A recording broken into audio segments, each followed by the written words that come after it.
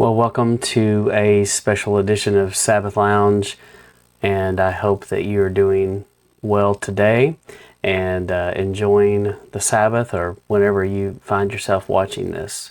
But we're at the time of this recording, we're coming to the end of the Feast of Unleavened Bread, and made me start thinking about this. What is the rhythm of life? For most of the people watching the video, understand this time of year. It really makes sense. We see the trees green up, the grass grows, we see the birds, we see the butterflies. All the animals are out and about enjoying this weather. This is also the most common time of the year for births in the animal kingdom. The birds are having their babies. Many of the mammals in North America are also having their babies in the spring. It makes sense that babies would be born in the spring versus any other time of year, especially after it's easier to bring young life and survive in the spring. This is one of the rhythms that Yah has put in place. Those of us that are following His calendar understand this rhythm of life. We understand that this was put in place back in the garden. At creation, it started with the 6 days of work and the last day being a day of rest, the Sabbath. The Creator of the universe Himself paused and rested and commanded us to join Him in that rest. In essence, you can look at it this way. The Creator of the universe was the author of cloud computing. He created the first cloud calendar, if you will. In my work life, I am dominated by the Google Cloud Calendar. I like it because I can use it on my desktop at work, and then I can use it on my phone when I'm out and about in the field to keep up with the things that I'm supposed to be doing, following up on appointments, people I'm supposed to call back, things I'm supposed to do. If you're like me, if you don't write these things down, you get busy with the hustle and bustle, phone calls, problems that arise, crisis, fires that arise, and it's easy to forget all the things you're supposed to do. And you have to have some way to write down and keep up with it. So cloud computing and the cloud calendar work for us very well in this modern world. And we like to share a version of this, whatever you use, across multiple platforms. And sometimes you share this with various people that you work with because you all need to see each other's calendars and see each other's notes. This is basically, in essence, what we have in Yah's calendar. He shared His calendar worldwide for all people, places, and times. And He said, I'm setting this day aside every week for you to meet with me.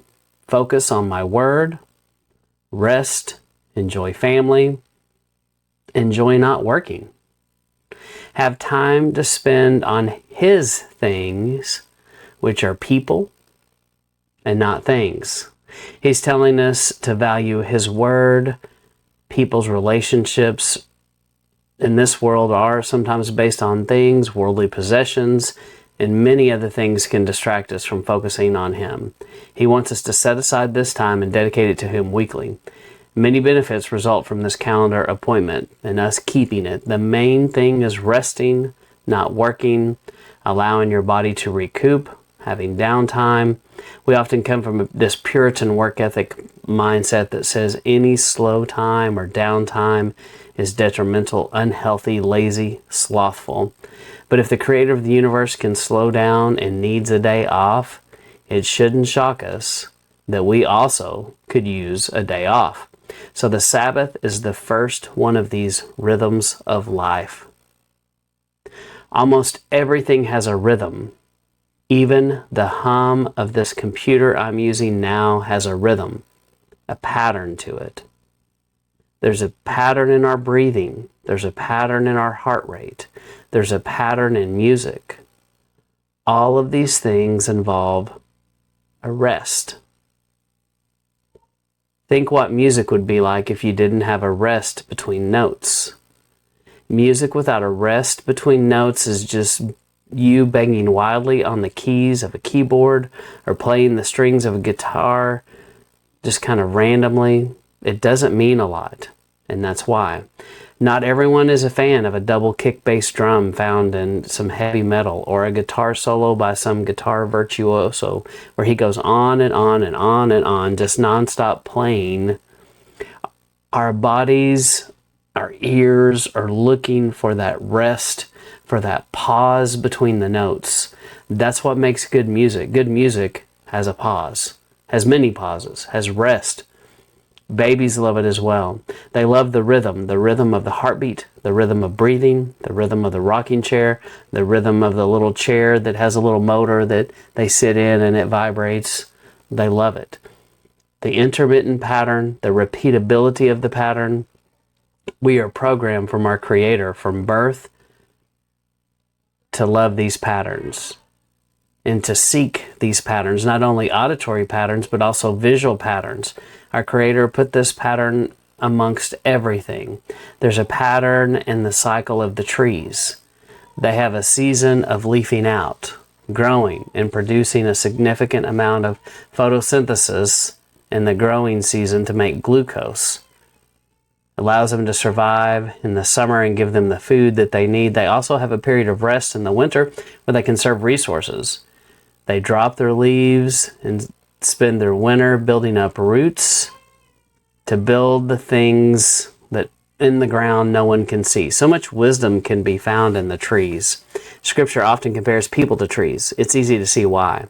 These Sabbaths are supposed to be like that for us. The Sabbath is the time when we quote unquote drop our leaves and work on our roots for a minute. We develop deeper roots, just like it says in Scripture about them.